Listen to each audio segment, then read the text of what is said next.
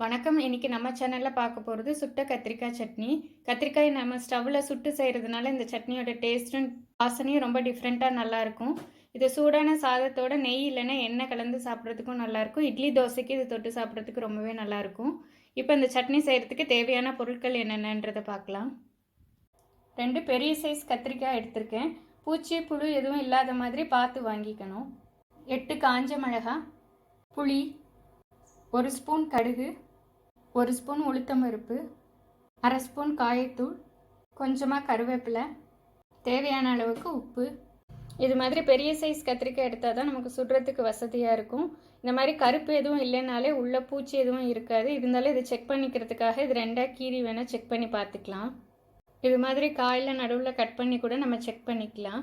இப்போ இது ஒரு கத்தியில் சொருகிட்டு நம்ம ஸ்டவ்வில் சுட்டு எடுத்துக்கலாம். இது மாதிரி கத்தி இல்லைன்னா சின்னக்கோழியில் இந்த மாதிரி கத்திரிக்காயை மாட்டிட்டு நல்லா சுட்டு எடுத்துக்கணும்.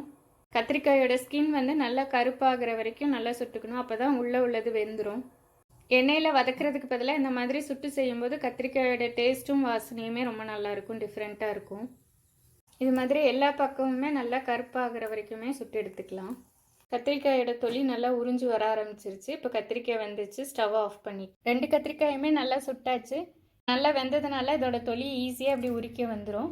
இப்போ இது ஆறட்டும். அதுக்குள்ளே நம்ம மிளகா வத்தல் இது எல்லாத்தையுமே வறுத்தெடுத்துக்கலாம்.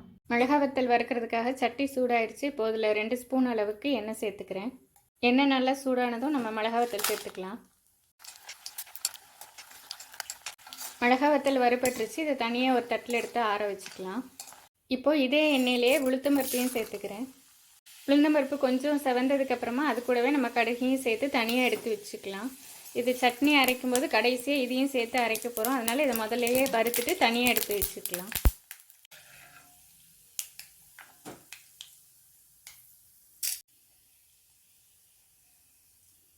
அடுத்ததாக இந்த எண்ணெயிலேயே காயமும் கருவேப்பிலையும் சேர்த்துக்கலாம். இப்போ ஸ்டவ் ஆஃப் பண்ணி வச்சுட்டு இந்த காயத்தையும் கருவேப்பிலையுமே தனியாக எடுத்து வச்சுக்கலாம். சட்னி அரைக்கும் போது சேர்த்து அரைச்சிக்கலாம். கத்திரிக்காய் நல்லா ஆறிடுச்சு. இப்போ இதோட தொலி எடுத்துடலாம். இது நல்லா வெந்ததுனால தொலி ஈஸியாக கலந்து வந்துடும்.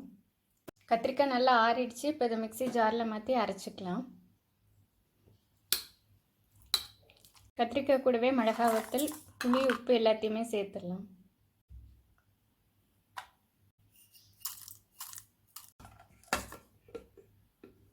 முதல்ல இது நல்லா அரைச்சதுக்கப்புறமா கடைசியாக தான் கடுகு உளுந்தம் பருப்பையும் சேர்த்து அரைக்கணும். அதனால இதை முதல்ல அரைச்சிக்கலாம்.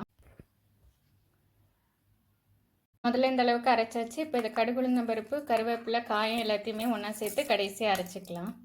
அப்போ தான் இதோட வாசனை சட்னிக்கு நல்லாயிருக்கும்.